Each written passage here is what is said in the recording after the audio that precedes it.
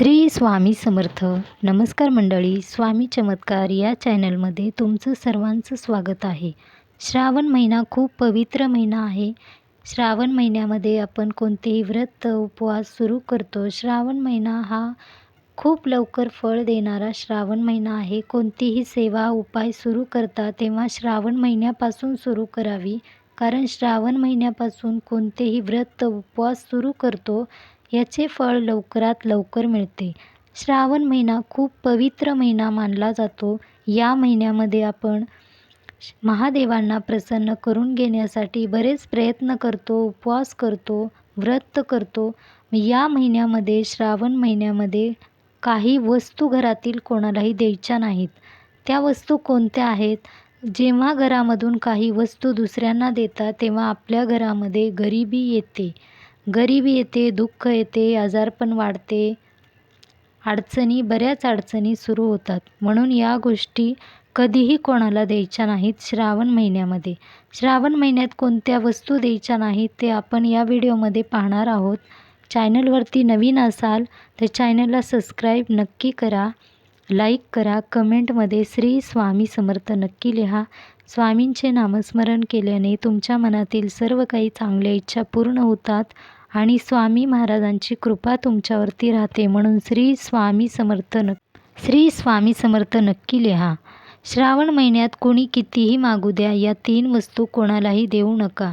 घरात गरिबी, दुःख, आजारपण, अडचणी येतात. या वस्तू कोणत्या आहेत? दुधापासून काही पदार्थ बनवलेले ते कोणालाही श्रावण महिन्यामध्ये कोणालाही द्यायचे नाहीत. त्यांना कितीही गरज असू द्या, कितीही वेळा त्यांनी तुम्हाला मागितले तरीही तुम्हाला दुधापासून बनवलेले काही पदार्थ द्यायचे नाहीत. ते पदार्थ आहेत दूध, दही, ताक, तूप. दुधापासून जे काही पदार्थ बनले आहेत ते कोणालाही द्यायचे नाहीत. आपण प्रत्येकांना मदत करतो. मदत करणे ही खूप चांगली गोष्ट आहे. पण जेव्हा काही वेळा आपण काही घरातील वस्तू कोणाला द्यायच्या नाहीत. इतर वेळेस तुम्ही देता तेव्हा काही हरकत नाही, पण श्रावण महिन्यात ह्या वस्तू द्यायच्या नाहीत. दुसरी वस्तू आहे, आपल्या घरातील देवपूजेमध्ये जे काही साहित्य वापरतो आपण, जे काही साहित्य आहे त्यामधलेही कोणाला काही द्यायचे नाही, कोणाला शेअर करायचे नाही. तिसरी वस्तू आहे, जेव्हा सौभाग्यवती स्त्रिया आपले अलंकार दुसऱ्यांना शेअर करतात तेव्हा पतीवर संकट येते. पतीचे कोणतेही कामं पूर्ण होत नाहीत. काही स्त्रियांना सवयी असते, आपल्याला कोणालाही पटकन काही मागितले की आपण लगेच त्यांना देतो. पण काही वस्तू आपण श्रावण महिन्यामध्ये कोणालाही द्यायच्या नाहीत.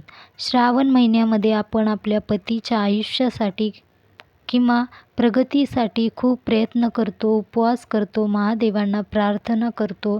पण काही वस्तू आपण जेव्हा श्रावण महिन्यात दुसऱ्यांना देतो तेव्हा आपला चांगला ओरा दुसऱ्यांना जातो आणि आता पुढच्या व्यक्तीचा ओरा कसा आहे ते तुम्हालाही माहीत नसतं. तुम्ही पटकन मदत करायला जाता. जेव्हा तुम्हालाही वाटते मनामध्ये त्यांना गरज आहे, त्यांना मदत करायची आहे, पण श्रावण महिन्यामध्ये कोणालाही तुम्ही घरातील काही वस्तू देता तेव्हा घरावर वाईट वेळ येते. आजारपण, दुःख, दारिद्र्य, गरिबी सुरू राहते. म्हणून या वस्तू तुम्हाला श्रावण महिन्यामध्ये कोणालाही द्यायच्या नाहीत.